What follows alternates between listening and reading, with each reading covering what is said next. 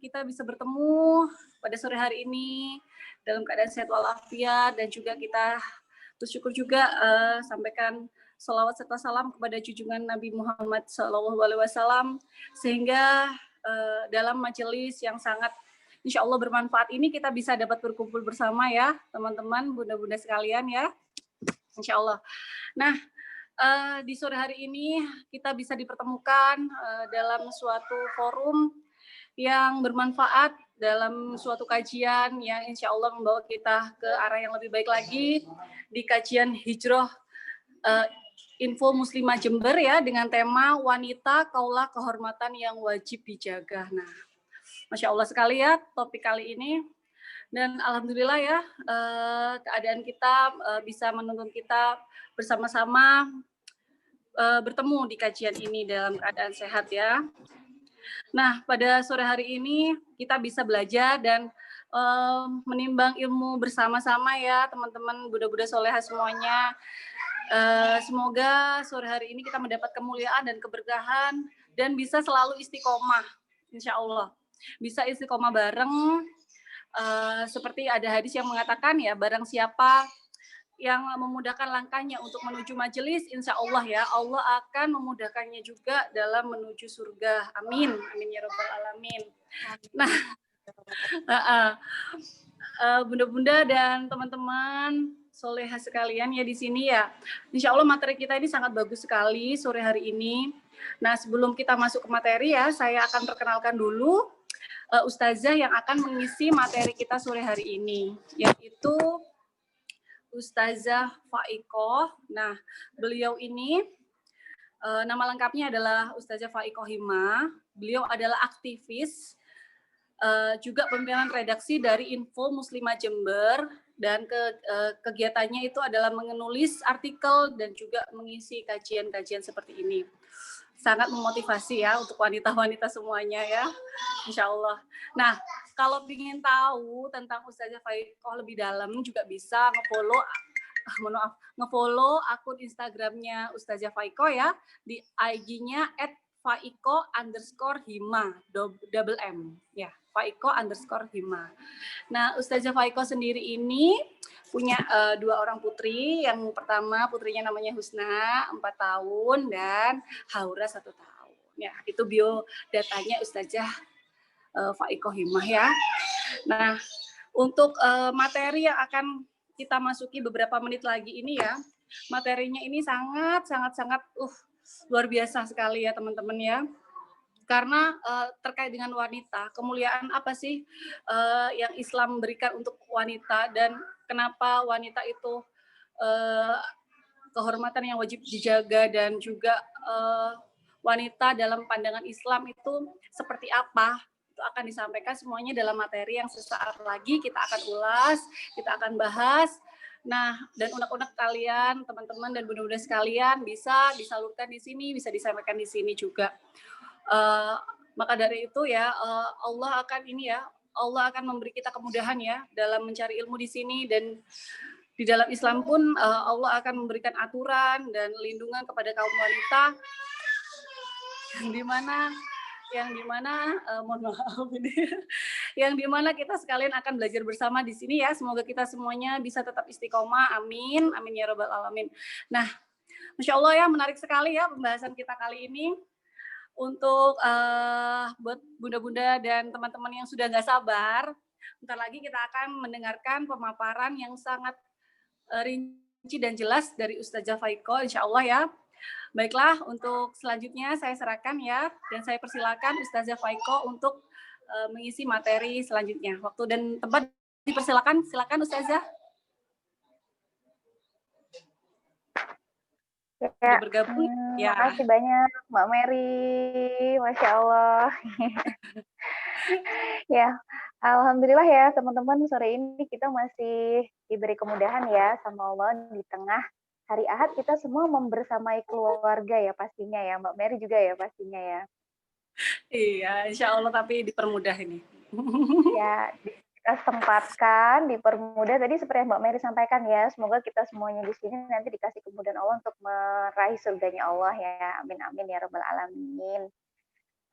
Baik teman-teman, supaya nggak kesorean nanti ya. Kita mulai aja. Bismillahirrahmanirrahim. Assalamualaikum warahmatullahi wabarakatuh.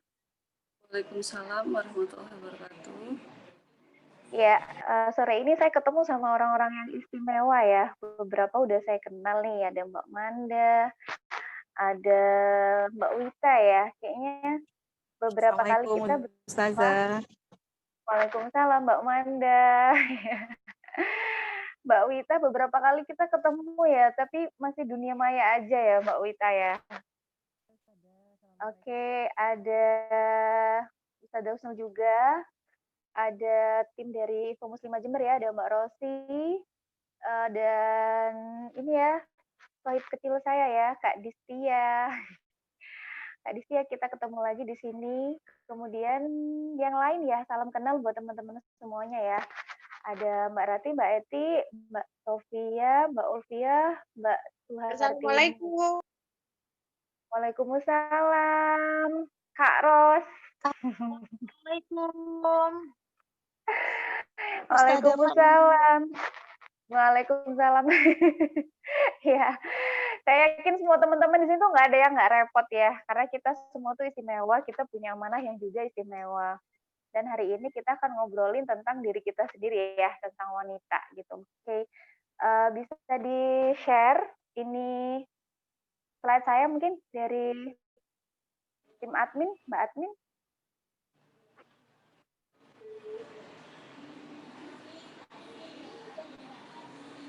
Oke, bismillahirrahmanirrahim. Ya, nah sore ini kita akan bahas tentang wanita ya. Wanita kaulah kehormatan yang wajib dijaga. Teman-teman kalau membaca kalimat ini, apa yang dirasakan gitu di hatinya? Kalau Mbak Mary gimana Mbak Mary, yang dirasain apa? Yang dirasain macam-macam.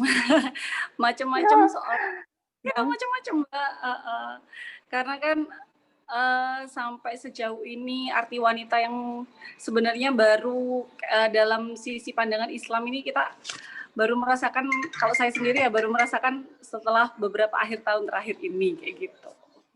Masya Allah, biasa ya. Oke, dari teman-teman yang lain mungkin ketika kita baca wanita, kaulah kehormatan yang wajib dijaga gitu, gimana perasaannya kira-kira? Mungkin ada volunteer nih yang mau sharing ya. Beruntung ya suami kita memiliki kita ya. Kita adalah kehormatan dia ya. Kalian kenalan ya? Boleh kenalan mungkin sama ini, mungkin sahabat muslimah Mbak Febri Ningtyas. Ini temennya saya, Mbak, temennya saya ini Mbak. Teman Mbak Mary, mohon maaf asal tunjuk ya, kan kalian kenalan ya Mbak Febri ya? Iya boleh. Mbak Febri gimana Mbak Febri perasaannya ketika baca judulnya tadi, wanita kalau kehormatan yang wajib dijaga? Mikrofonnya boleh dinyalakan dulu. Bagus topiknya. Oke. Ya, kerasa adem nggak Mbak di hatinya Mbak Febri? Ternyata iya, ini adem, jadi makanya pengen ikutan. Bagus kok topiknya. Penasaran. Banyak emosi ya. Tapi nggak utarakan. Ya, mungkin karena masih baru ketemu ya. Nanti kalau udah sering ketemu, insya Allah tambah mudah mengutarakan ya. Alhamdulillah itu tadi dari Mbak Febri ya.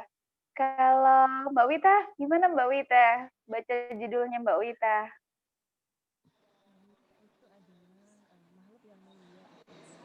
Wita kalau nggak ada suaranya ya? Atau saya yang ini? Mbak Wita. Udah. Jelas suaranya.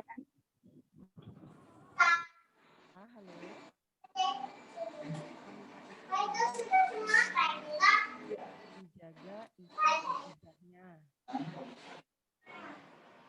Kecil ya suaranya ya? Mbak Mary mungkin bisa nangkap pesannya. Iya, Wanita itu makhluk yang mulia, Ustadzah, perlu dijaga iffah dan izzahnya. Masya Allah. Enak ya kita dijaga ya. Ya, ya itulah Islam ya.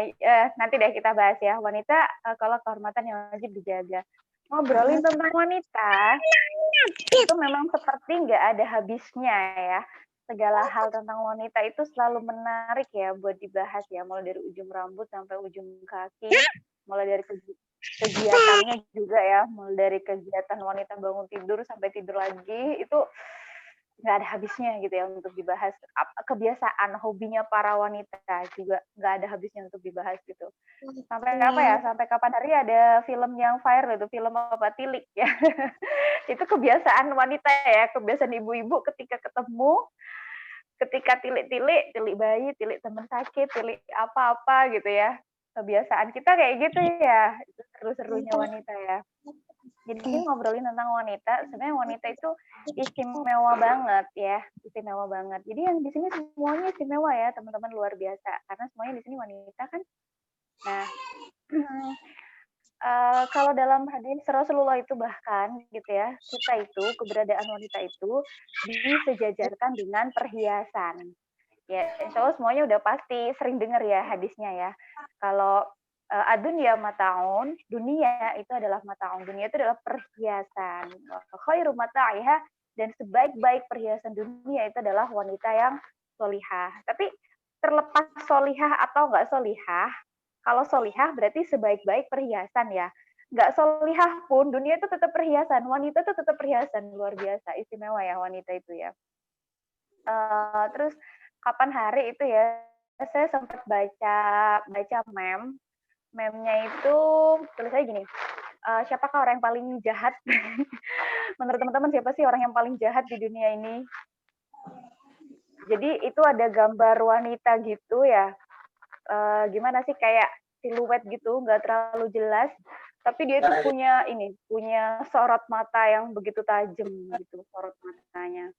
Nah, ternyata di meme-nya tuh nanti ada tulisannya, ternyata makhluk paling jahat itu adalah wanita ketika dia menatapmu. Waduh, tatapan matanya wanita, gitu ya Mbak Mer ya. Ternyata tatapan matanya wanita itu kadang bisa membuat laki-laki itu menyerahkan segalanya. Udah, waduh, jadi jahat juga ya. Jadi bisa jadi perhiasan, bisa jadi seperti itu. Itu wanita ya, istimewa banget ya. Next slide, Mbak Admin, slide-nya di ini, slide berikutnya ya. Nah, itu wanita ya. Jadi wanita, semua kita sepakat kalau wanita itu istimewa banget, diri kita ini istimewa banget, harus kita syukuri bahwa Allah tuh menciptakan kita wanita karena kita itu terlahir sejak awalnya memang udah istimewa ya. Oke. Kemudian next, lanjut ya. Tapi ada sebuah kondisi yang bikin kita cukup ngelus dada gitu ya, kondisi wanita hari ini gitu ya. Di antaranya apa? Banyak wanita-wanita yang mungkin tidak seberuntung kita hari ini yang bisa kajian dengan nyaman gitu ya. Kajian kita hari ini online, kita butuh kuota, kita bisa dapatkan dengan mudah gitu kan. Kita bisa mengerjakan pekerjaan rumah tangga kita. Kalau teman-teman yang di sini juga ada karir yang lain, karirnya juga bisa dilaksanakan tanpa meninggalkan keluarga gitu kan. Itu hal-hal yang nikmat Allah yang kita rasakan gitu kan hari ini. Tapi ada ternyata saudara-saudara kita, para wanita yang di situ nasibnya itu tidak sebaik kita, tidak seberuntung kita gitu ya. Maksudnya rezeki yang Allah kasih tidak sebanyak rezeki dan kenikmatan yang Allah berikan kepada kita. Ini coba teman-teman lihat ya, gambarnya ya, itu buru-buru pabrik ya, wanita-wanita yang mereka itu tidak ada jalan pilihan lain gitu ya, mereka terjun untuk bantu ekonomi rumah tangganya karena emang kesulitan dan tidak ada pilihan pekerjaan yang lain yang bisa mereka pilih selain itu gitu kan. Itu kalau di mana, daerah Jember banyak ya pabrik rokok gitu ya, itu juga pekerjaannya para wanita gitu kan. Dan di antara mereka mungkin teman-teman tahu gitu, bahkan ketika kondisinya hamil, haid, kalau haid sih emang udah mungkin bisa kita tahan ya, sakit-sakitnya haid kita kerja gitu. Tapi mereka tuh juga hamil, bahkan di beberapa kasus itu sampai harus keguguran berkali-kali gitu kan, karena beratnya pekerjaan. Dan ketika minta dipindah divisi ke divisi yang tidak berat, ancamannya adalah kamu terus kerja atau kamu diberhentikan. Nah, itu banyak banget teman-teman. Itu menimpa teman-teman kita yang tidak seberuntung kita gitu. Akhirnya mereka nggak punya pilihan. Ya, belum lagi di tempat kerja juga sangat rentan ya terhadap pelecehan gitu. Sesuatu yang sangat nggak nyaman kan di diri kita gitu ya. Jangankan sampai dilecehkan secara fisik, kita dilecehkan secara omongan aja kita udah sangat nggak nyaman gitu kan. Itu yang dirasakan ya. Kemudian yang terbaru nih kemarin ya, yang sempat menguras apa, menguras emosi, menguras air mata, menguras kegeraman kita juga apa, yaitu peristiwa yang terjadi di Aceh ya. Di Aceh ketika seorang ibu muda, kalau saya baca di berita tuh usianya sekitar 28 tahun ya, jadi masih muda banget itu. Itu sudah punya anak ya, SD kelas 3. Nah, dia itu subhanallah teman-teman. Di sini juga ada Kak Distia ya yang aktif di Peduli Jember ya. Jadi dia itu dari sisi rumahnya itu di Aceh sana di tengah perkebunan dan dia terpisah dari perkampungan karena kemiskinan gitu ya. Dan rumahnya itu mirisnya teman-teman dari ini apa papan limbah. Nah, aduh ya Allah gimana ya? Supaya kita menghayati, bolehlah kita lihat tembok rumah kita hari ini ya. Tembok rumah kita hari ini gimana, Masya Allah, dia berdiri kokoh gitu kan, masih bisa kita kasih hiasan ya, bunga-bunga gitu, sekarang lagi viral gitu ya. Kita kasih foto anak, suami kita, keluarga kita kasih kaligrafi gitu kan di tembok rumah kita. Tapi ada wanita yang itu nggak seberuntung kita gitu ya, qada Allah begitu, ujian Allah begitu. Jadi dia miskin, rumahnya itu dindingnya dari papan limbah, atapnya itu dari seng, lantainya itu jelas tanah. Kemudian untuk gembok pintunya tuh hanya gembok biasa ya dan kayu kan. Jadi orang jahat itu sangat bisa dengan mudah gitu dan itu yang akhirnya terjadi ya. Ketika kemiskinan itu bertemu dengan apa? Bertemu dengan kalau saya katakan sih kegagalan penjara bikin orang bertobat ya. Yang di Aceh itu kan ya, dia mau diperkosa sama seorang napi yang sebenarnya dia itu lagi menjalani proses hukuman karena dia sudah membunuh orang, tapi dibebaskan karena asimilasi COVID kemarin gitu. Dia punya niat jahat untuk apa melampiaskan nafsunya, menemukan momentumnya dengan ternyata tuh rumah sepi, suaminya tuh pekerjaannya istilahnya tuh serabutan ya. Jadi kalau malam itu cari udang di sungai gitu katanya. Jadi praktis tidak ada yang menjaga dia. Yang jaga dia siapa? Anaknya masih kecil. Terkenal ya, namanya Rangga yang kemudian diberi gelar ya oleh warganet sebagai pahlawan cilik itu gitu kan. Jadi ibu muda ini nasibnya nggak seberuntung kita teman-teman. Kalau kita bisa tidur dengan aman, nyaman, kumpul dengan keluarga gitu ya. Tapi ada wanita lain yang di sana yang ya Allah begitu kerasnya kehidupan dia gitu sehingga dia menjadi korban pelecehan dan dia harus menyaksikan anaknya dibunuh oleh sang pemerkosa gitu ya. Itu miris sekali gitu kan ya tentunya. Wah kayaknya ini ya mengandung bawang ini sudah mulai udah pada syahdu ini jadinya ya. Oke. Nah, kemudian di sisi yang lain nih, ini secuplik saja ya, tidak mewakili keseluruhan sih dari apa yang saya dapatkan ya dari berita. Di sisi lain gitu, ada wanita-wanita yang memang kita dapati sepertinya hidup mereka itu udah sempurna, udah bahagia, udah meraih apa yang mereka inginkan, mereka capai, mereka kejar ya, seperti itu. Nggak ada kekurangan, nggak ada kesedihan gitu kan. Katakanlah di dunia showbiz ya, di dunia kalau sekarang dibilang dunia kreatif, dunia seni ya, seperti itu. Itu ternyata banyak sisi-sisi gelap gitu kan yang dirasakan ya, dan ada rasa sesak juga ya, mulai dari tidak punya privasi terhadap tubuhnya, ya Allah ya, kemudian sampai mengalami pelecehan seksual. Jadi itu kondisi wanita. Padahal wanita tadi adalah kehormatan yang wajib untuk dijaga gitu ya. Tapi teman-teman gitu ya, kita nggak boleh larut dengan tadi ya, kesedihan, karena Islam itu punya solusinya. Next slide ya. Nah, Islam itu punya pandangan yang sangat unik tentang wanita, yang itu berbeda dengan pandangan agama lain atau pandangan peradaban lain selain peradaban Islam, gitu ya. Kalau dulu ya, sebelum Islam itu datang, miris banget loh kondisi wanita itu. Jadi kalau bayi wanita dikubur hidup-hidup, insya Allah semuanya udah sering dengar ya ceritanya ya. Mirisnya lagi, wanita dulu itu bisa diwariskan. Ih, ngeri ya. Jadi misal saya punya suami nih, terus saya punya anak laki-laki, suami saya meninggal, nah saya itu diwariskan, saya ini menjadi milik anak laki-laki saya. Nah, kayak gitu. Ngeri banget kan ya, zaman jahiliyah dulu. Dan banyak lagi kengerian yang dirasakan oleh wanita, nggak boleh bersuara, nggak boleh berpendapat, harus mengikuti gitu ya, apa yang dimau sama laki-laki gitu kan.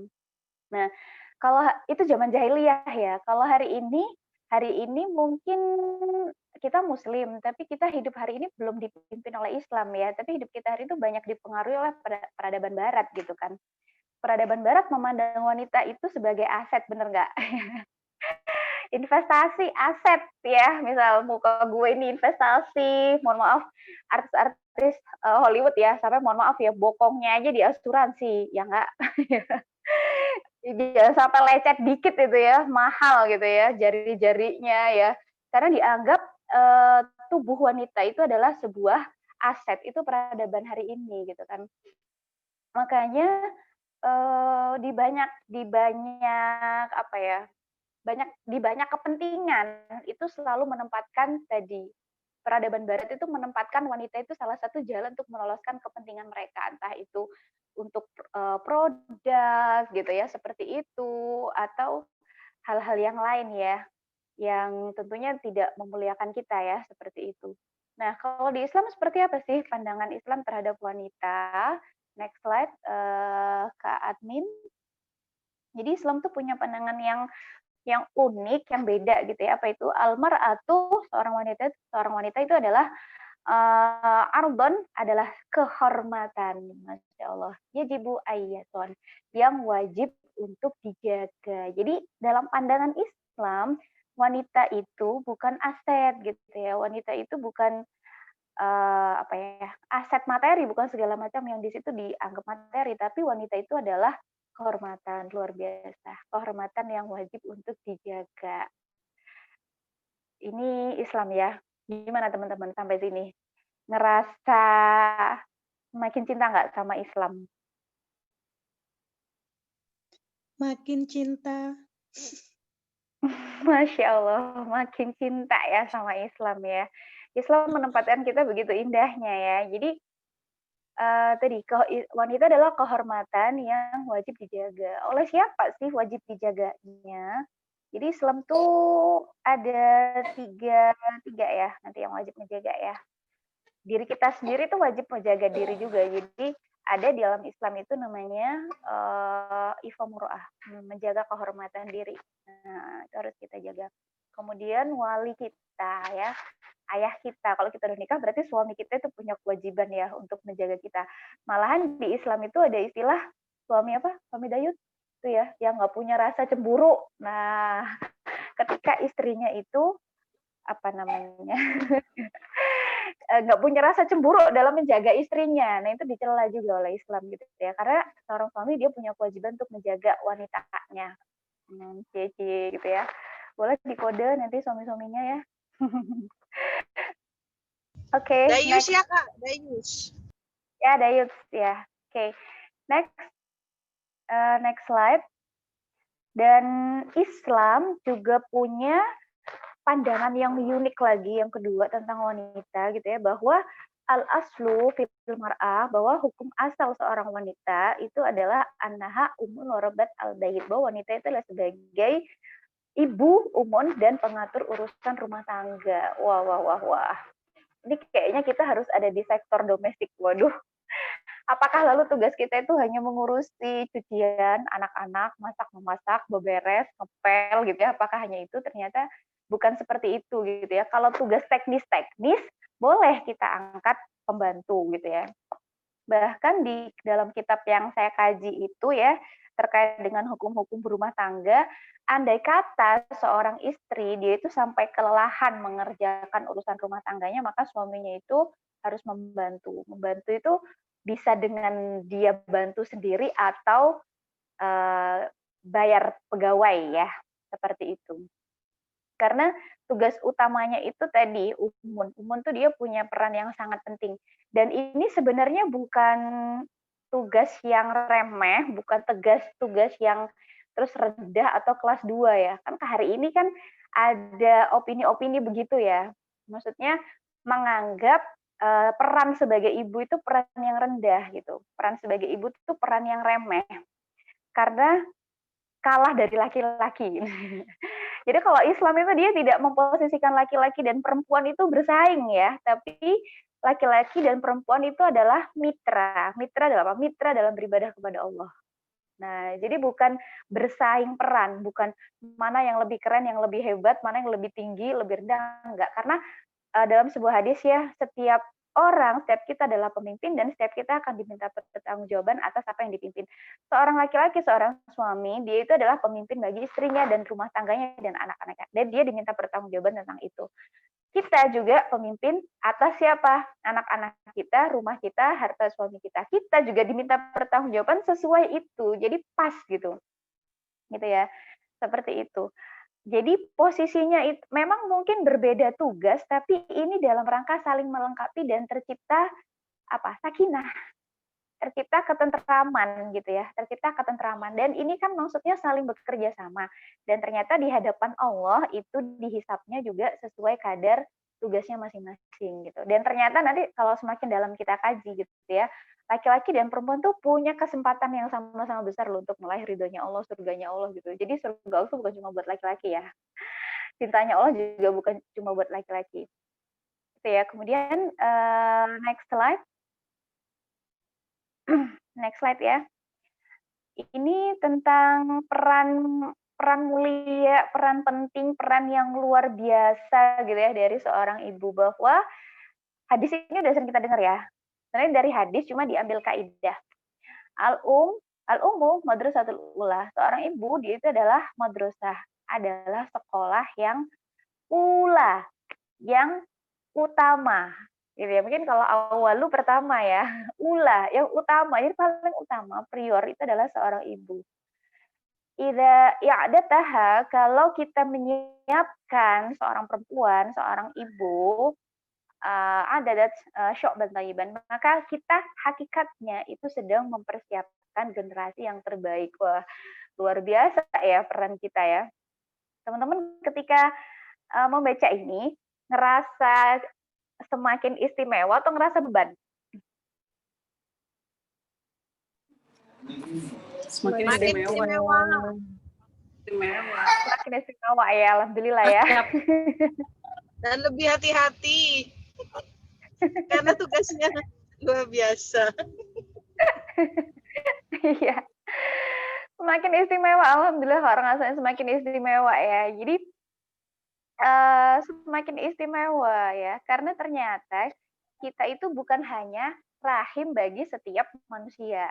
Coba, satu-satunya manusia yang itu nggak lahir dari rahim wanita itu cuma satu, Nabi Adam. Tapi semua manusia yang lain yang kita kenal hari ini itu pasti lahir dari rahimnya seorang wanita, bener nggak ya? Jadi kita ini rahimnya manusia, tapi ternyata kita itu punya peran yang lebih jauh dari sekedar melahirkan manusia, tapi kita itu rahimnya peradaban. Jadi kita itu adalah ya itu tadi tonggak, waduh, jadi berat nih, jadi tinggi ya kayak orasi.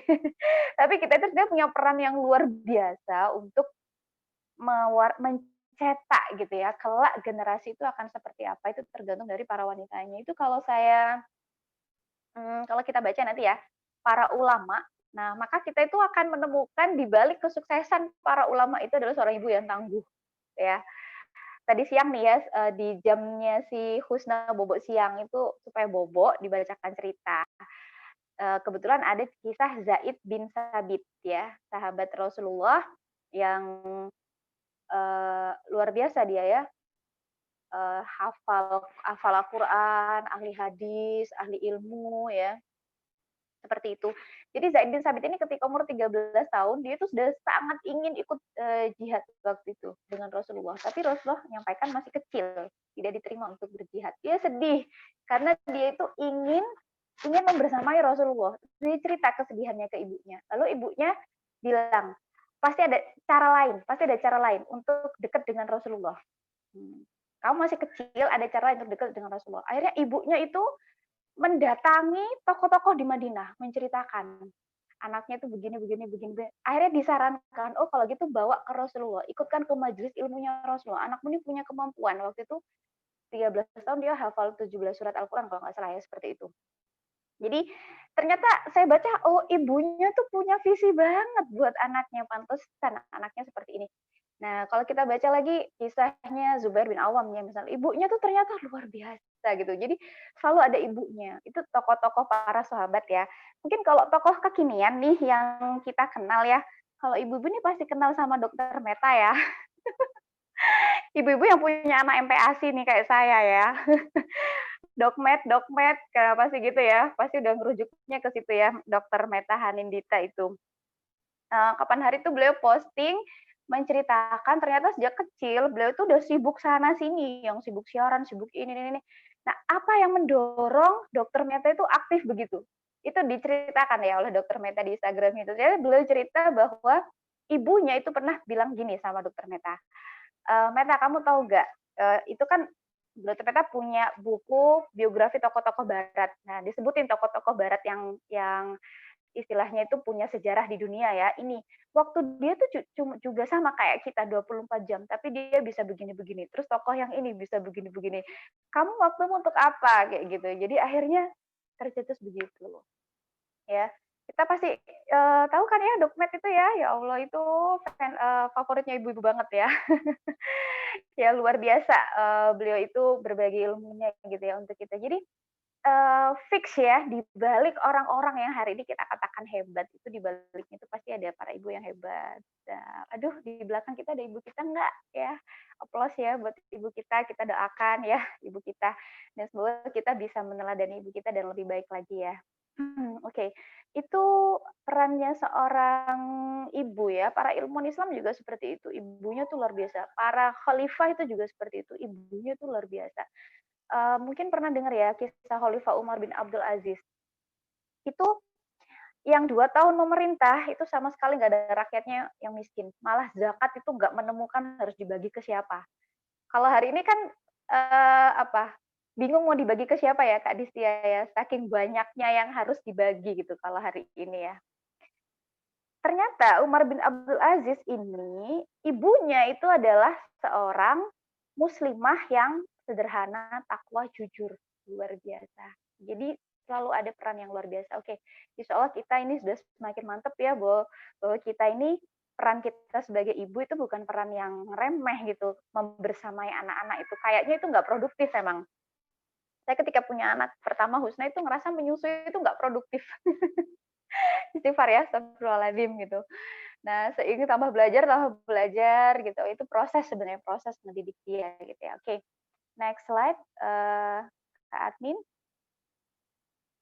Oke, dan ternyata demi menjaga peran wanita yang sungguh luar biasa itu, agar supaya para wanita itu bisa menjalankan fungsinya, perannya dengan optimal tadi, Islam itu sudah menyiapkan semuanya untuk kita gitu ya. Islam itu sudah siapin semuanya untuk kita. Karena Islam itu agama yang sempurna ya. Islam itu pondasinya adalah keyakinan kepada Allah ya. Dan aturan Islam itu ada 3 jenis ya. Yang pertama, aturan terkait dengan urusan manusia dengan Allah, ada aturan akidah, ada aturan ibadah. Kemudian yang kedua, ada aturan terkait urusan manusia dengan diri manusia sendiri, ada makanan, pakaian, akhlak. Kemudian yang ketiga, ada aturan dengan sesama manusia. Nah, di sini ini nanti yang semuanya ini yang akan menjaga wanita gitu ya. Misalkan dalam ini ya, sistem ekonomi tadi ya, dalam sistem ekonomi, maka Islam itu tidak memandang wanita itu sebagai aset untuk menggerakkan roda ekonomi nasional. Waduh bahasanya ya. Jadi kalau hari ini itu karena populasi wanita itu lebih dari 50% populasi di dunia gitu. Itu oleh Barat itu dianggap sebagai pasar yang potensial, entah pasar untuk konsumsi atau pasar untuk tenaga kerja. Jadi kalau bisa semua wanita itu didorong semuanya untuk terjun ke karir ya, seperti itu. Nah, Islam tidak begitu. Jadi kalau dalam ekonomi di Islam itu wanita tadi supaya dia bisa optimal menjalankan perannya sebagai ibu untuk mencetak generasi, dia tidak diberi sedikit pun kewajiban untuk nafkah. Jadi nafkah dari kita itu sepeser pun kita nggak wajib. Itu ada di kewajiban di wali kita. Kalau kita udah nikah berarti di suami kita. Tapi jangan saklek ya, bukan berarti nanti kita terus nggak keluarkan sepeser pun ya, atau hitung-hitungan. Karena apa yang dikeluarkan seorang wanita untuk keluarganya, maka itu adalah sedekah, kata Allah, luar biasa ya. Seperti itu. Dan ada ya salah seorang sahabat, Rithah binti Abdullah itu, beliau yang bekerja untuk keluarganya, karena suaminya Abdullah bin Mas'ud itu sudah bekerja keras tapi tidak mencukupi. Dan itu kata Rasulullah, dapat pahala yang luar biasa, gitu ya. Jadi itulah Islam ya, luar biasa ya. Kemudian dalam aspek pergaulan, Islam tuh punya loh sebenarnya aturan pergaulan. Aturan pergaulan ya apa? Ini mengatur hubungan pria dan wanita. Kalau dalam rumah diaturnya dalam aturan pernikahan ya. Aturan pernikahan itu kan ada adab-adab suami istri seperti itu ya. Tanggung jawab suami apa, tanggung jawab istri apa. Nah, kalau di luar rumah, maka Islam juga punya aturannya apa itu? Yang pertama ya, baik laki-laki maupun perempuan kalau mereka itu keluar rumah, mau ketemu sama orang umum masyarakat, maka dua-duanya wajib nutup aurat. Jadi yang wajib nutup aurat bukan cuma perempuan ya, laki-laki juga wajib nutup auratnya. Dan dua-duanya wajib ghaddul basar. Apa itu? Menundukkan pandangan. Dua-duanya, bukan cuma wanita atau laki-laki aja. Menundukkan pandangan tuh bukan berarti nggak melihat ya, tapi tidak memandang disertai dengan syahwat atau dengan keinginan. Nah, kalau hari ini kita digempur sama drama Korea itu kayaknya godaan banget ya untuk menundukkan pandangan. Bener nggak itu teman-teman? Ya, jadi ghaddul basar tuh ya, menundukkan pandangan. Bukannya nggak boleh lihat, silahkan lihat. Kalau wajah kita dalam Islam tuh memang bukan aurat, boleh dilihat karena dia banyak fungsinya nanti ya. Ketika persaksian, ketika jual beli dan yang nikah dan yang seterusnya jelas gitu kan yang mana. Misalkan Mbak Mary tuh yang mana sih? Oh, jelas tuh ya, wajahnya yang begini gitu kan. Nggak ketuker gitu ya dengan yang lain. Wajah yang Ya, tertukar. wajah yang tertukar ya. Nggak ketuker dengan yang lain. Nah, maka itu jelas gitu kan. Itu boleh dilihat, tapi nggak bolehnya itu dilihat disertai dengan syahwat, itu ghaddul basar itu ya. Nah, kemudian bertemunya itu interaksinya itu sebatas apa yang memang diperbolehkan untuk syariat ya, misal untuk masalah pekerjaan, masalah bisnis, sekolah, kuliah, ketemu dengan guru, dosen gitu ya, dan lain sebagainya terkait tolong menolong gitu ya. Tapi kalau urusan yang pribadi non mahram, nah itu yang kemudian dilarang oleh Islam gitu, karena itu ada jalannya sendiri nanti. Ya, seperti itu. Kemudian, jadi fix dalam Islam itu yang namanya pornografi itu dilarang ya. Dilarang mutlak, nggak boleh ada sama sekali. Baik di media, baik real, itu nggak boleh sama sekali. Karena apa? Karena pornografi tadi itu yang memunculkan fantasi-fantasi liar di tengah masyarakat ya, sehingga mereka yang lemah keimanannya itu terdorong ya untuk melakukan kejahatan begitu. Nah, itu di Islam ya. Sebenarnya ini aturan untuk bukan hanya menjaga kita pribadi sih, tapi menjaga masyarakat itu loh, supaya nggak terjadi kerusakan moral ya, seperti hari ini. Itu bagaimana Islam menjaga gitu ya. Kemudian di Islam tuh juga ada yang namanya hukum qadhaf. Qadhaf itu adalah hukuman bagi orang yang menuduh wanita baik-baik berzina. Jadi di Islam tuh jangan gampang nuduh orang berzina, karena itu bisa merusak ya, merusak suasana di tengah masyarakat ya, seperti itu. Itu ada aturannya. Nah, ini Islam. Nah, ketika ini semua diterapkan, insya Allah ini yang akan menjaga wanita. Jadi artinya tadi posisi wanita sebagai kehormatan yang wajib dijaga itu dia benar-benar terwujud gitu. Oke, next slide ya.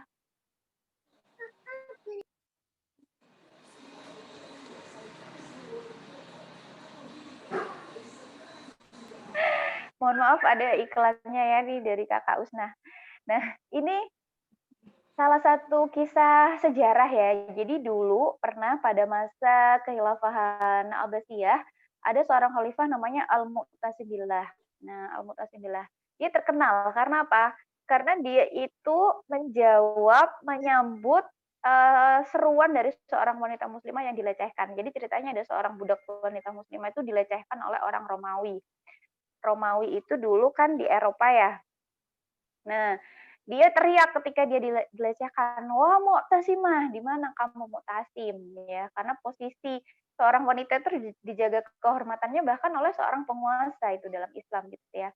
Nah, setelah mendapat laporan Khalifah Mu'tasim Billah ini, dia langsung kirim pasukan untuk apa? Melindungi wanita itu dan membebaskan wilayah Amuriyah itu. Luar biasa, sampai dikisahkan ya, barisan tentaranya itu nggak putus dari Baghdad. Baghdad tuh Irak hari ini gitu ya, sampai ke Amuriyah. Ini sebuah wilayah di daerah Turki. Berarti kan pasukannya yang dikerahkan besar banget itu untuk melindungi seorang wanita ya.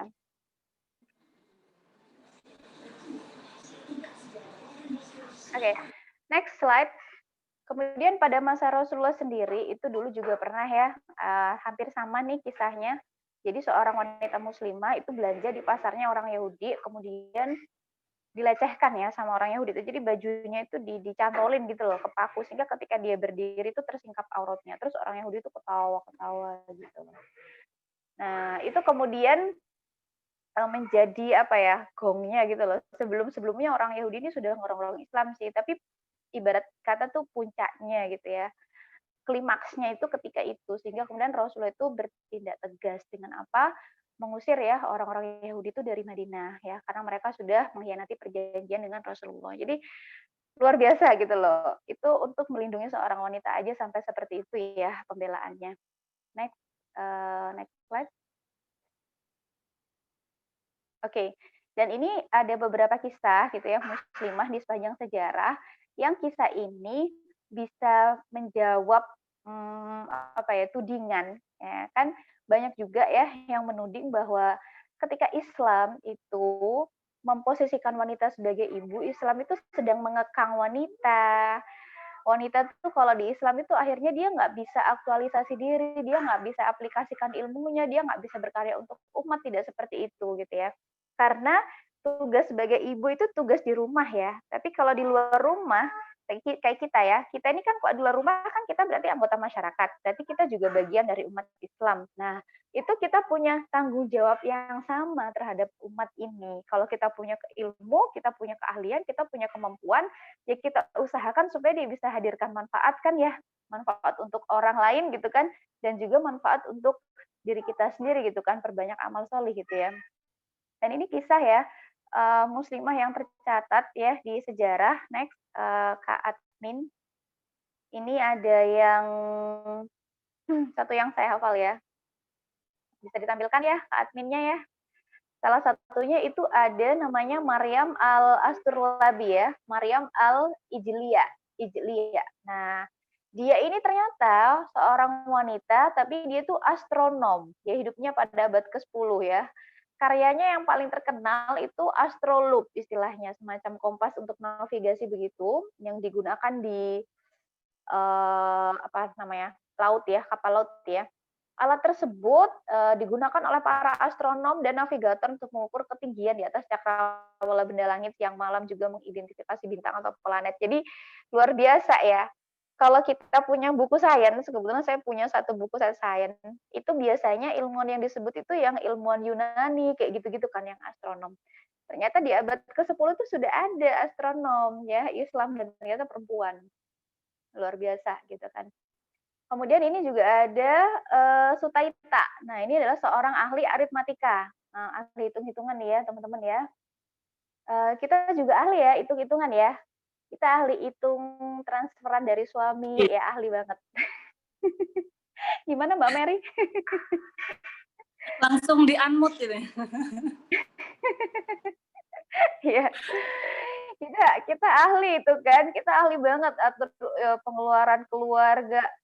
Kayaknya teman-teman di sini juga pada bisnis ya, Mbak Mary juga punya bisnis.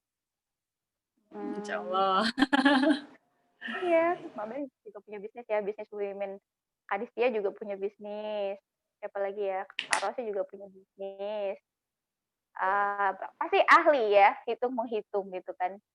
Tapi kita kan matematikanya hitung-hitungan. Saya dulu kuliahnya matematika ya. Ternyata itu lebih dalam daripada hitung-hitungan dia.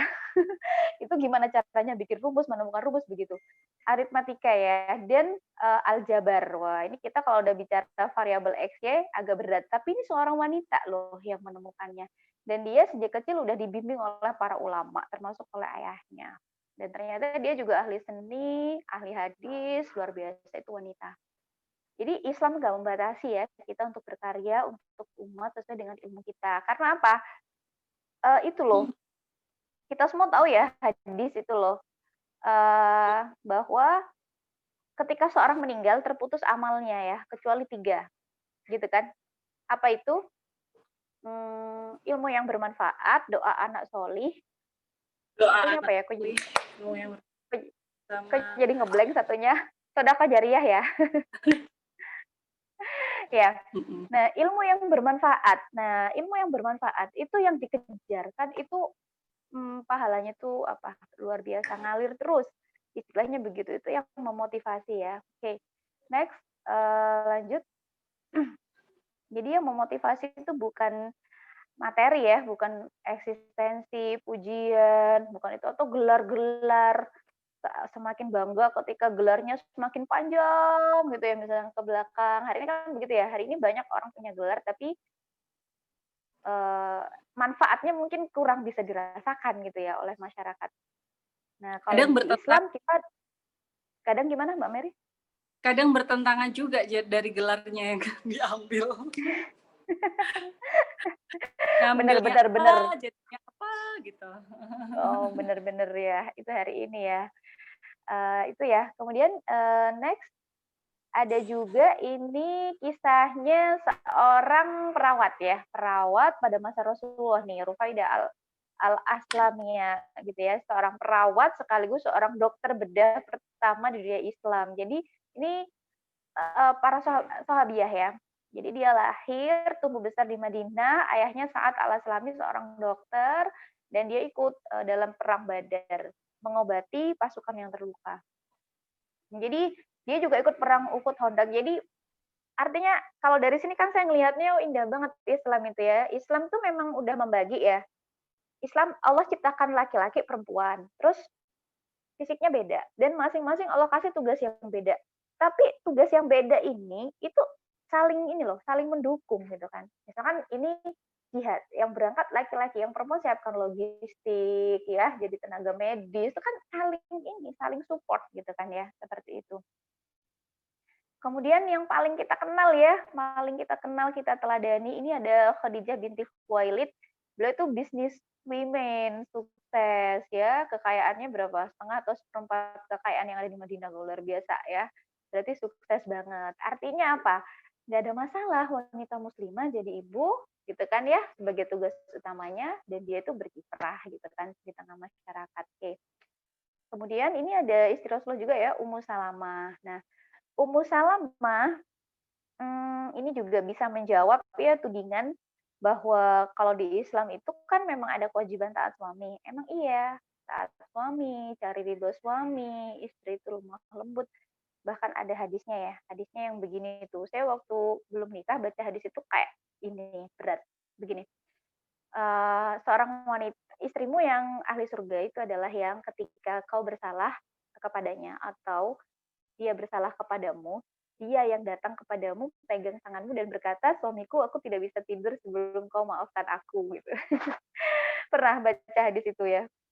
Jadi hadis itu tuh mendorong, itu kalau feminis baca hadis itu udah marah ya, marah banget itu. Tuh kan Islam ngerendahin wanita, harus ngalah, gini.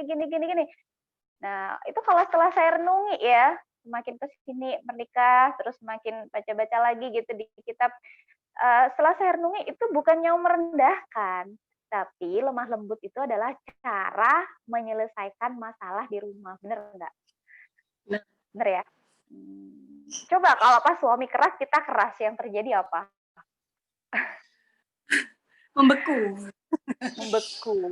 Membeku atau hancur ya Mbak Mary ya. Nah, tapi kalau suami keras kita lembut, itu kelembutan kita, jadi sebenarnya itu cara kita pengen suami kita kayak gini, kita pengen suami kita hijrah juga, ngaji juga. Nah, kalau caranya kita menggurui, caranya kita nampilin kita lebih tahu, lebih ini, nggak bisa laki-laki itu begitu. Caranya kita lembut, caranya. Tapi dengan kelembutan kita, itu dia bakalan manut gitu ya. Bener ya Mbak Mary ya? Jadi sebenarnya ujungnya kita tuh berhasil gitu. Cuman caranya itu gitu. Jadi tuh sebenarnya seperti itu ya, bukan urusan Islam ngelecehin, ngerendahin wanita, nyalahin wanita terus, nyuruh wanita terus yang sabar gitu ya. Nggak begitu, tapi itu cara menyelesaikan masalah dalam rumah tangga. Oke, itu konteksnya rumah tangga. Jadi selama ini kan seperti itu ya narasinya. Terus wanita kalau di Islam itu nggak boleh kasih masukan sama suami. Kata siapa gitu? Itu aturan jahiliyah. Nah, ketika Islam datang, suara wanita itu juga berhak untuk didengar.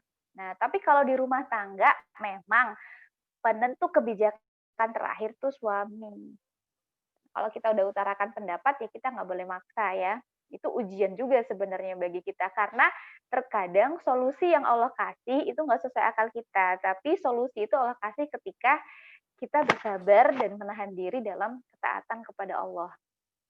Nah, aduh ini ya panjang. Ummu Salamah tadi ya. Ummu Salamah ini salah satu bukti bahwa dalam Islam itu sangat membolehkan wanita itu memberi masukan ya kepada suaminya. Jadi itu kisahnya ketika Rasulullah perjanjian Hudaybiyah ya, melakukan perjanjian Hudaybiyah dengan orang kafir Quraisy, itu poin-poin perjanjiannya itu semua ngerugiin Islam ya. Contohnya kayak gini.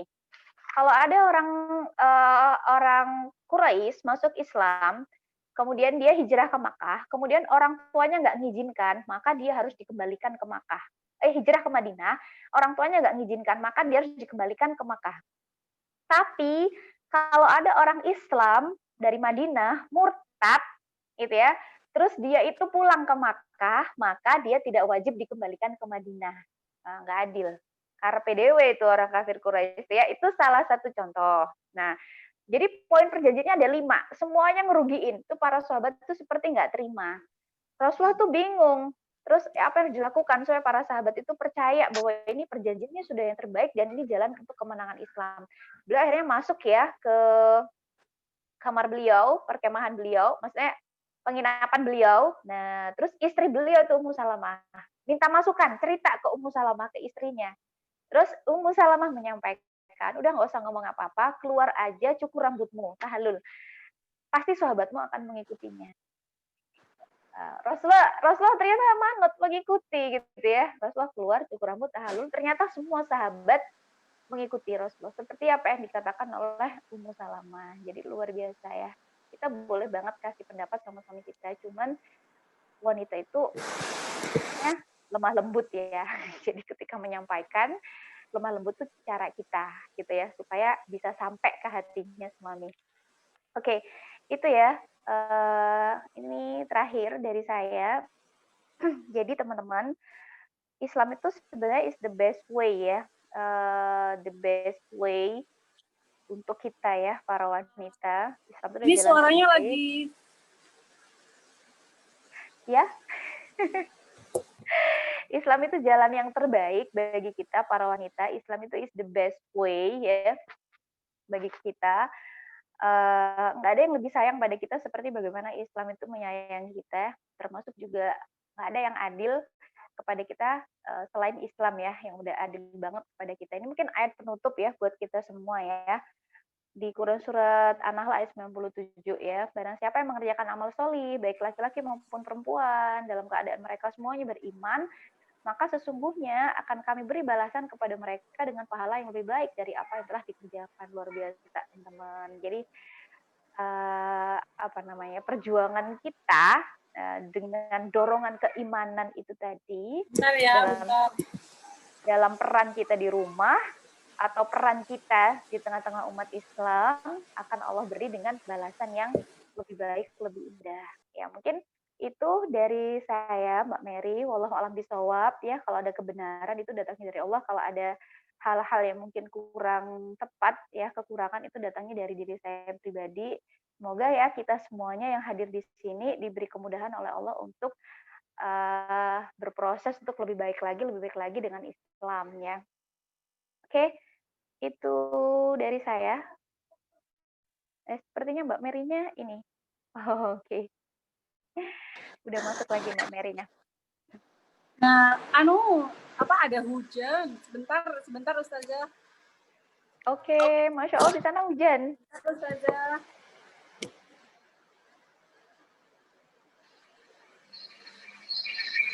Assalamualaikum. Waalaikumsalam. Maaf, Afwan ini. Sinyalnya lagi hujan barusan. Masya Allah. Gimana tadi Ustazah?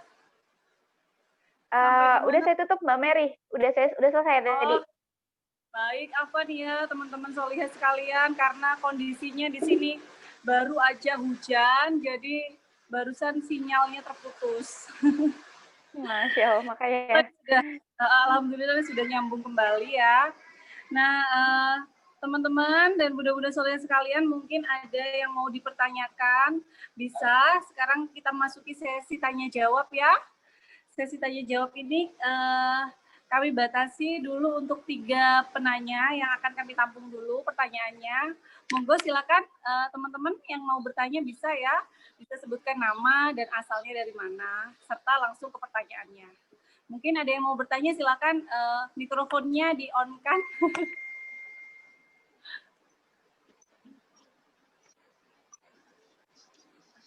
Sambil kenalan ya Mbak Mary ya. Assalamualaikum teman-teman. Dalam? Sambil kenalan. Iya, sambil kenalan ini boleh. Nah, ini banyak beberapa teman-teman yang gabung lewat Instagram juga ini Ustazah. Oh, Masya Allah, Alhamdulillah. Nah, untuk info-info yang lebih lanjut juga bisa follow ya. Instagramnya Info Muslimah Jember ya. @info-muslimah Jember, info kajian Jember, mohon maaf.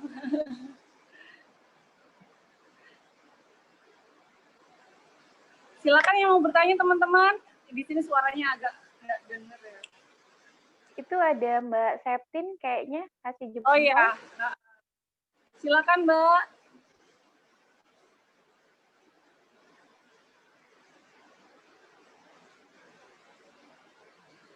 Mbak?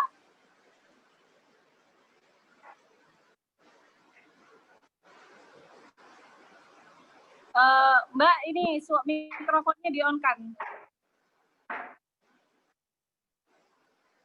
Suaranya kok nggak muncul ya, Mbak? Banyak yang tanya suaranya kok nggak muncul ya. Di saya jelas, mungkin karena di sana hujan ya. Iya, di sini hujan, Mbak. Kendala hujan cuaca mungkin. Masya Allah. Ini sampai harus didekatkan ini. Masya Allah ya. Itu tadi Mbak Septinnya udah on mikrofonnya. Silakan Mbak yang mau bertanya, Mbak Septin. Gimana? Mbak, kalau misalkan tanya beda dari materi ini gimana, Mbak? Oh iya, nggak apa-apa. Boleh. Silakan. Saya tampung ini pertanyaannya. Sebentar, Mbak. Aduh. Kok redek aku. Bentar.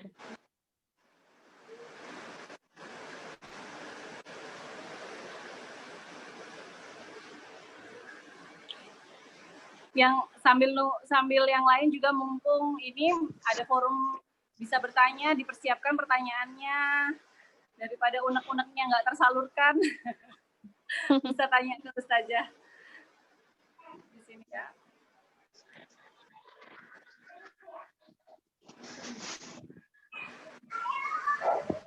Mbak, aku mau tanya, boleh? Mbak Rosi. Di mana ini Mbak Rosi? Hah? Lagi di mana ini Mbak Rosi? Lagi cari angin. Hujan Mbak, nggak ada angin. Oh iya, lagi cari hujan-hujanan. Alhamdulillah, gimana Mbak? Ya, tanya dulu ya. Semoga nanti teman-teman yang lain bisa menyusul pertanyaannya. Ya, terkait materinya Ustadzah Faik tadi, kan kalau kita lihat sekarang ya, apa namanya, ide tentang gender itu ya, isu-isu gender, feminis gitu ya, itu kan sangat masif gitu ya. Di apa namanya, dihembuskan gitu. Nah, itu sebetulnya ide-ide feminis yang makin masif seperti itu, latar belakangnya itu apa ya, Ustadzah Faik? Apakah memang untuk menyerang Islam atau seperti apa ya? Sama ayah, saya sama kakak sama. Itu dulu pertanyaannya. Kakak host, Kakak Mary. Saya ulang ya, Kakak Rosi. Ya, monggo. Ini tentang transgender ya? Tentang feminis. Oh, Ide-ide tadi feminis. awalnya kayak ya feminis dalam Islam menyikapinya gimana gitu ya? Iya, itu latar belakangnya seperti apa? Apakah memang sengaja dihembuskan untuk menyerang Islam atau ada maksud balik itu? Apakah sengaja atau ada maksud terselubung?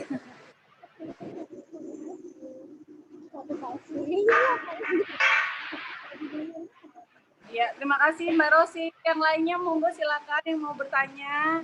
Jadi nanti sekalian ya 3 pertanyaan kita tampung, lalu nanti Ustazah Faiko menjawab. Tadi Mbak Septi jadi tanya enggak itu? Bunda Septin? Enggak dulu, Mbak. Nih. Iya. Bunda Septin enggak jadi tanya? Enggak dulu, Mbak. Ngikutin dulu. Oh iya. Ikutin dulu. Ini aja. Bunda Nurin mau tanya ini. Mbak, Masya Allah. di unmute Mbak. Silakan Mbak. Atau kita jawab dulu ya? Ya, nggak apa-apa, kita jawab dulu. Iya, kita jawab dulu ya. Dan tentang feminis tadi.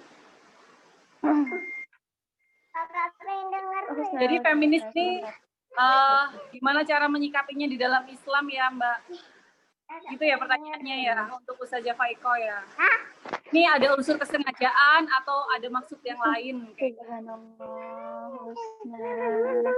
Ya, mohon maaf ini ya ada iklan. Subhanallah, Kak Husna. Udah hampir ini ya. Udah waktunya. Ya, udah dikode. Jadi sebenarnya begini, sebenarnya kalau kita baca-baca ya literasi terkait dengan dari mana sih awal lahirnya konsep feminisme, mungkin teman-teman semuanya udah mengikuti ya. Jadi feminisme itu adalah gerakan ya yang menuntut adanya kesetaraan ya antara laki-laki dengan perempuan ya, simpelnya begitu sih. Nah, kalau kita baca sejarahnya, itu ternyata mereka itu memang awal kemunculannya itu bukan dari kaum muslimin, bukan dari umat Islam. Jadi awal kemunculannya itu adalah dari Eropa gitu ya, pada era Victoria Inggris ya. Jadi di Eropa itu, kenapa muncul gerakan yang seperti itu? Karena wanita itu menurut peradaban Romawi itu dulu memang warga kelas 2 ya. Nah, jadi kalau mereka itu harus kerja, tapi hasil kerjanya itu untuk laki-laki. Jadi misalnya kita kerja tuh bisnis, nah keuntungannya tuh semuanya milik laki-laki gitu. Nah intinya para wanita itu di situ diperlakukan tidak adil karena memang di situ dianggap manusia kelas 2 istilahnya ya seperti itu. Dan itu terjadi selama berabad-abad. Sehingga memunculkan adanya gerakan yang menuntut adanya kesetaraan antara laki-laki dengan perempuan. Tapi itu awal munculnya bukan dari umat Islam. Nah, seiring berjalannya waktu, dulu Islam kan kita pernah ada di masa ketika Islam itu benar-benar diterapkan ya di seluruh kehidupan masyarakat.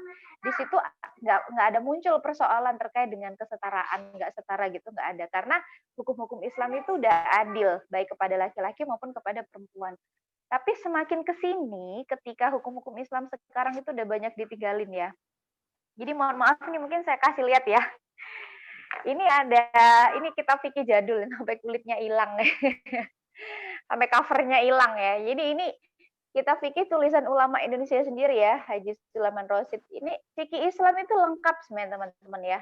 Mungkin kita taunya toharoh, bersuci, sholat itu, tapi di belakangnya ada banyak banget jual beli, termasuk wanita itu loh boleh jual beli, boleh kerja, boleh punya ladang, boleh punya bisnis, itu di Islam. Jadi hartanya wanita itu milik dia. Misalkan kita kerja, harta hasil kerja kita itu milik kita, itu Islam.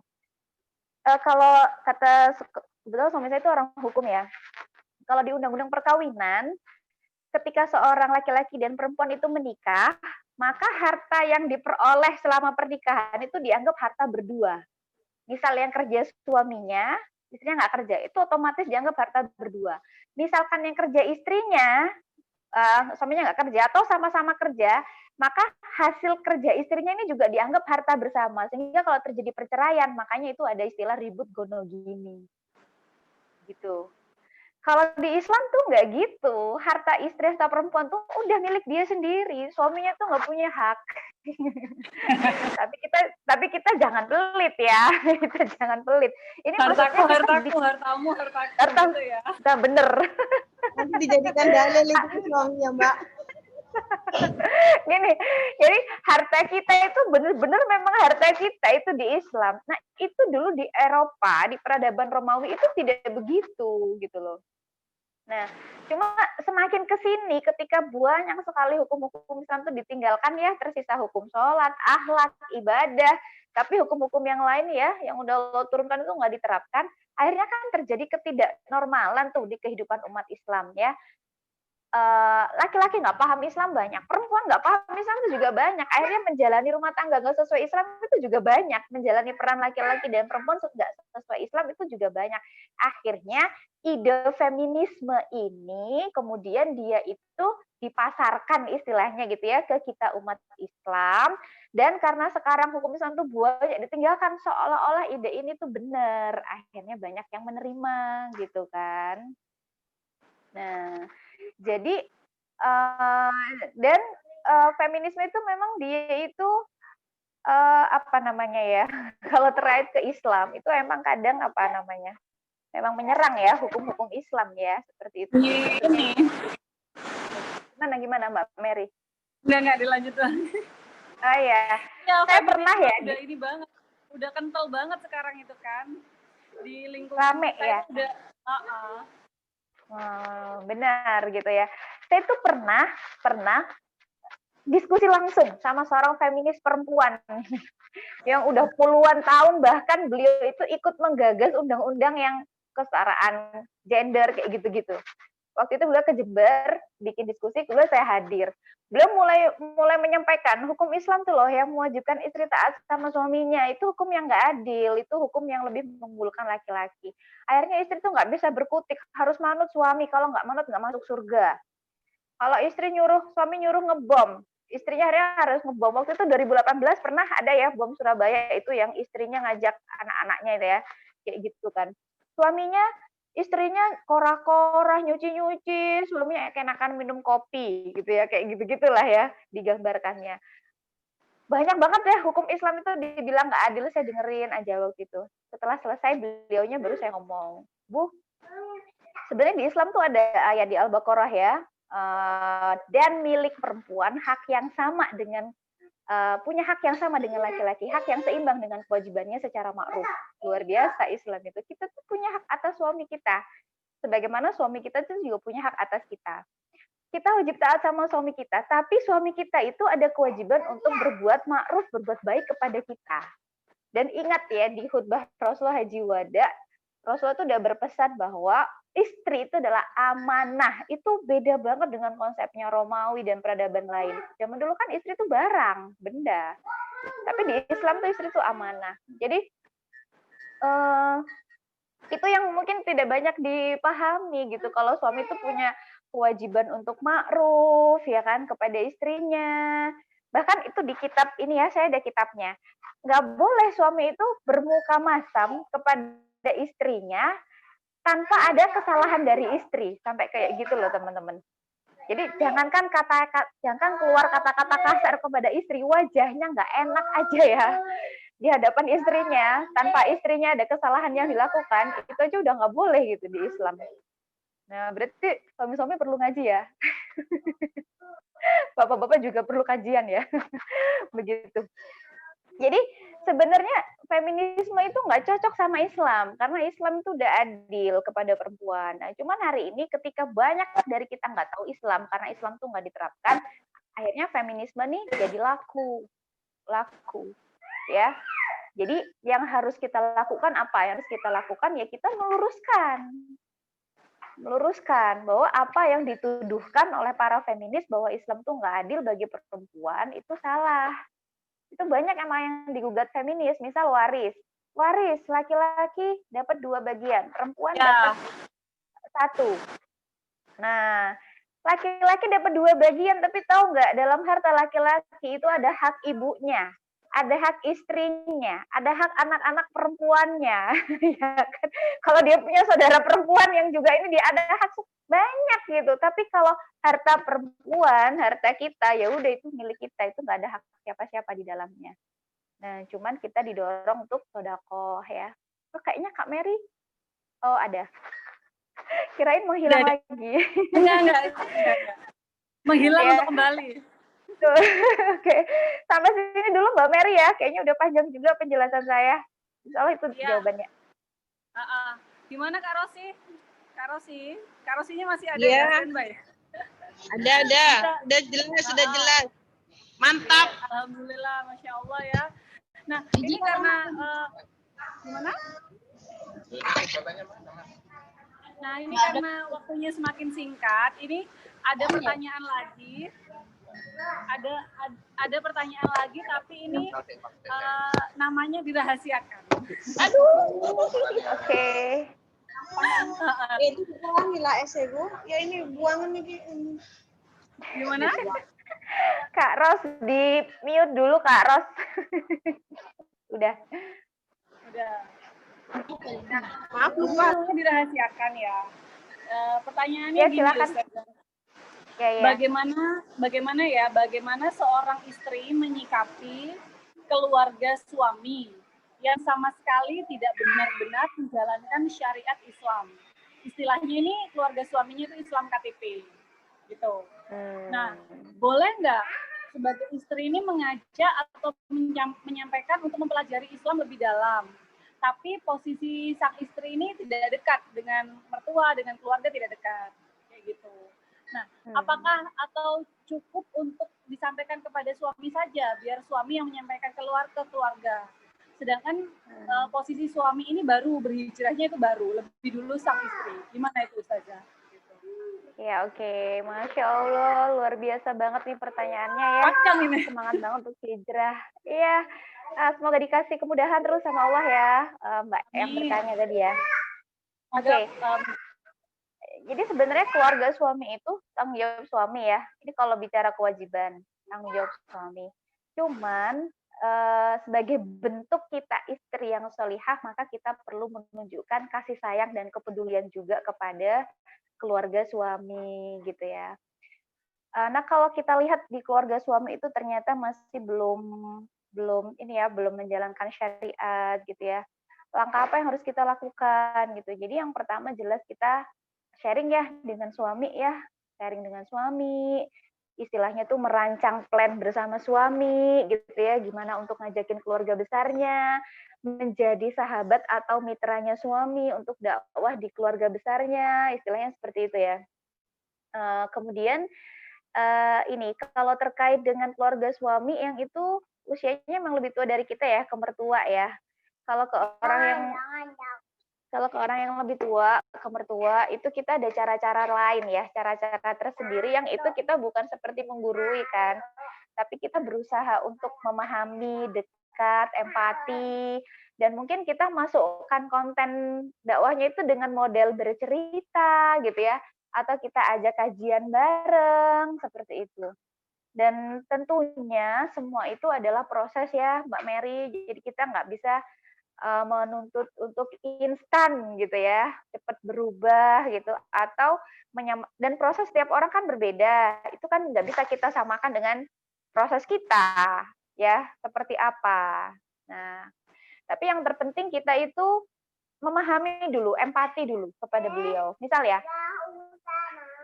kenapa ya beliau itu kok misalkan meninggalkan sholat. Jadi kita perlu tahu dulu situasi yang melingkupi beliau itu seperti apa, sehingga kita bisa masuk gitu ya ke diri beliau dan bisa di situ bisa kasih masukan gitu kan. Ya mungkin itu ya langkah-langkahnya secara garis besar. Dan yang paling penting emang istiqomah terus, karena sebenarnya yang kasih hidayah nanti Allah ya. Tugas kita terus aja kita kerja sama-sama suami untuk mensuasanakan Islam itu di keluarga besar beliau. Ya, mungkin itu Mbak Mary. Ya, Ustazah makasih. Mungkin itu ya tadi yang sudah bertanya, yang tidak mau disebutkan namanya. Semoga jawabannya bisa ini ya, bisa sesuai, bisa dijalankan pelan-pelan ya Ustazah ya, pelan-pelan ya. Pelan-pelan. Pelan tapi pasti ya, insya Allah. Pelan tapi pasti insya Allah. Ya. Nah untuk ada boleh sesi satu lagi boleh Ustazah? Boleh silakan. Boleh pertanyaan satu lagi monggo silakan. Ini kayaknya ada Tadi di ada chat yang Mbak Mary. Ya di chat tapi nggak kebuka barusan terus. Mbak Ragil itu tadi? Iya Mbak Ragil. Mana ya? Sebentar.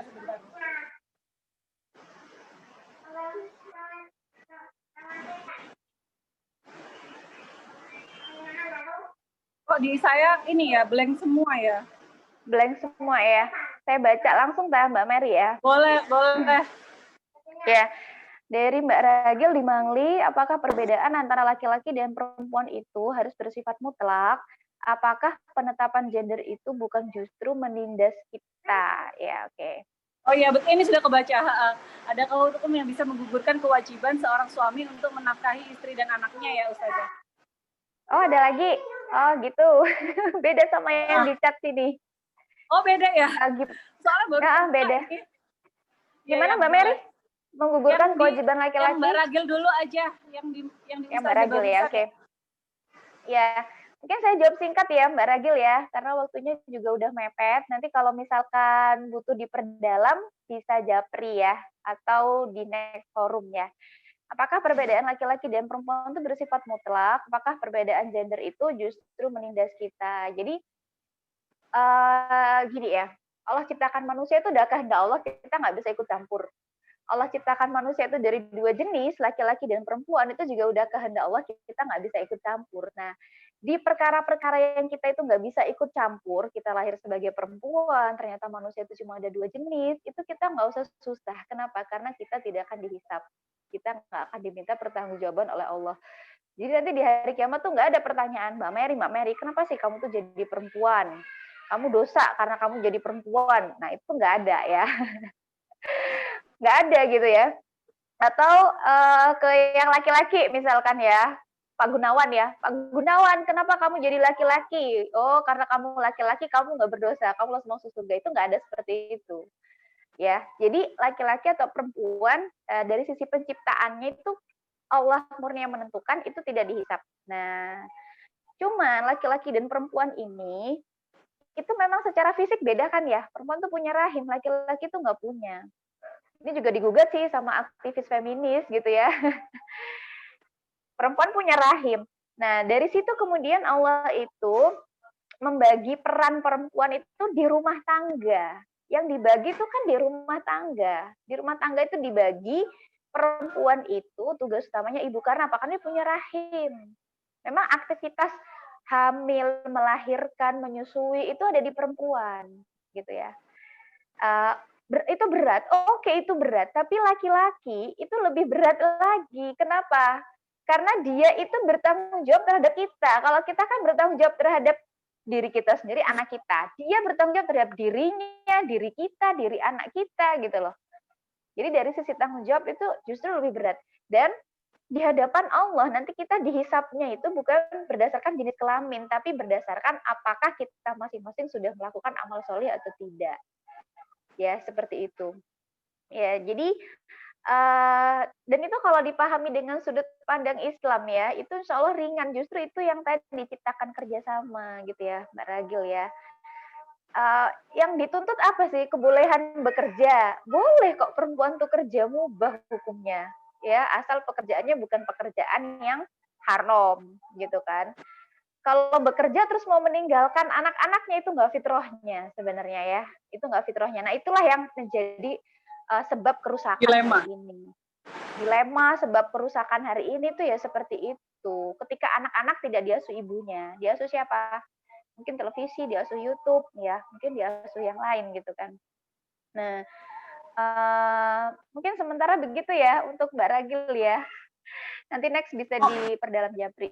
Oke. Iya, bisa di Japri ke Ustazah Pak Iko gitu ya.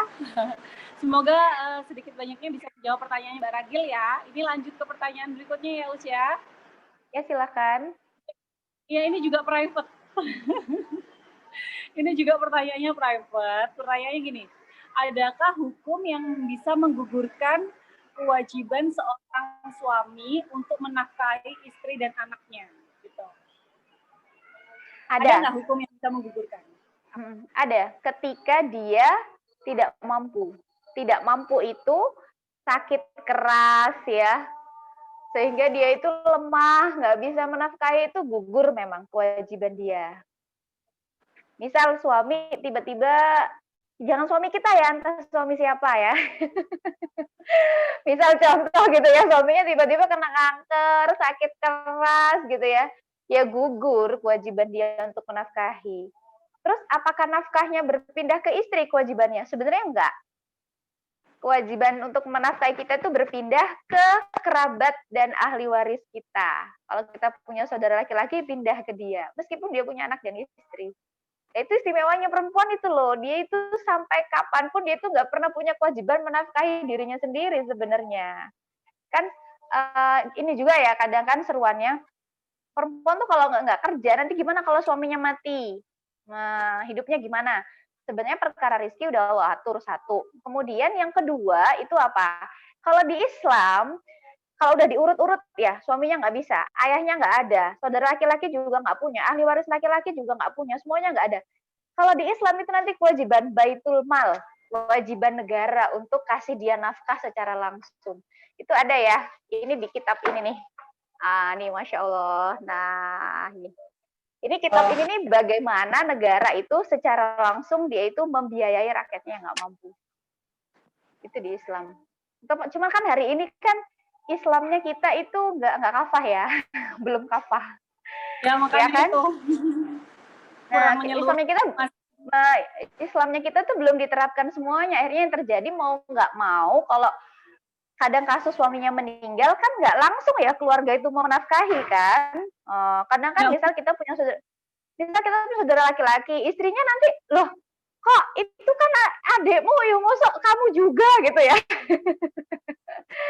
Ya itulah, karena sekarang kan Islam nggak diterapkan, akhirnya dalam tanda kutip ya, mau nggak mau akhirnya kita harus menafkahi diri kita sendiri. Nah, tapi itu pun ada pahalanya loh di hadapan Allah ya, seperti kisah Ritoh itu. Jadi jangan khawatir gitu loh, nggak ada hal-hal yang terus nggak dihitung pahala gitu sama Allah, selama tadi landasannya kita karena keimanan. Ya, jadi kalau pertanyaan sebenarnya ada yang menggugurkan, ada ya Mbak Mary. Jika emang suami itu bener-bener nggak mampu. Bukan males ya, bukan males. Dan itu nggak terhitung dosa ya? Nggak terhitung dosa kalau emang dia nggak mampu. Ya, bukan males ya, tapi benar nggak mampu, entah secara fisik atau secara akal. Ya, begitu. Sebenarnya kalau hukum Islamnya ini diterapkan secara kafah, Masya Allah ya Mbak ya, semuanya nggak akan kekurangan ya. Iya, tentrem ya, rahmat ya. Rahmat itu akan terwujud. Masalahnya kalau di Indonesia ini kan minim ya, masih ilmunya minim, makanya kita ada di forum ini biar tambah ilmunya, biar tambah wawasannya tentang Islam gitu ya. Mudah-mudahan ini juga barusan menjawab pertanyaan dari pertanyaan private yang dikirimkan ke saya. Oke.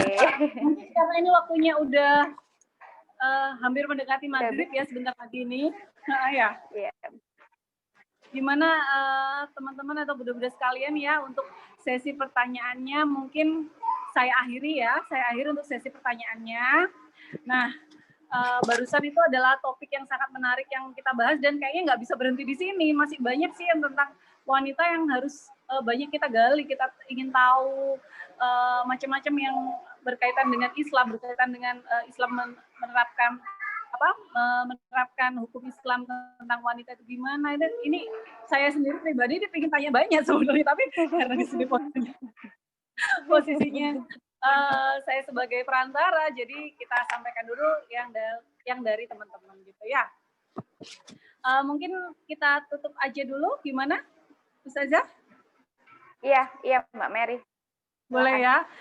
Iya, teman-teman dan bunda-bunda Solihah sekalian, terima kasih sudah bertemu dan bersharing bersama di sini dengan topik yang sangat menarik untuk kita pelajari bersama. Semoga yang barusan kita pelajari di sini terkait tentang wanita dan arti wanita bisa menjadi pandangan kita ke depannya ya, sambil menambah ilmu kita lagi ya.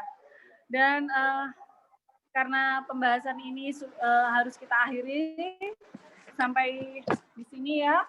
Marilah kita semuanya kita panjatkan puji syukur kepada Allah karena kita sudah bisa menjalani kajian hijrah pada sore hari ini dengan lancar dan semoga kita bisa mendapatkan barokah ilmu yang bermanfaat. Amin. Dan ada info juga ya, info kajian hijrah ini insya Allah akan kita selenggarakan 2 minggu sekali ya. 2 minggu sekali dan infonya nanti bisa dilihat di Instagramnya Info Muslimah Jember. Dan mudah-mudahan juga kita diberi kemudahan, diberi jodoh, diberi kesempatan untuk dipertemukan kembali ya. Teman-teman sekalian, terima kasih semuanya yang sudah meluangkan waktunya untuk belajar dan menimba ilmu bersama ya. Akhir kata dari saya, terima kasih banyak dan kita tutup forum kita sore hari ini dengan doa akhir majelis. Subhanakallahumma wa bihamdika asyhadu an la ilaha illa anta astaghfiruka wa atubu ilaik. Nah, ini ada pantun. Tadi ini saya bikin pantun buat nutup forum ya. Forumnya forum ini saya kasih pantun, tapi jangan ini ya. Jangan diketawain. Makan kurma sambil baca di rumah, kajian bersama, insya Allah istiqomah. Terima kasih banyak buat teman-teman dan guru soleh. Amin. Amin. Akhir kata dari saya, wassalamualaikum warahmatullahi wabarakatuh. Sampai ketemu di kajian mendatang. Waalaikumsalam warahmatullahi wabarakatuh. Silakan. Terima kasih semuanya. Sukron. Ada. Suaranya Mbak Rosi nih. Live dulu ya. Ya, dulu ya. Assalamualaikum. Salam warahmatullahi.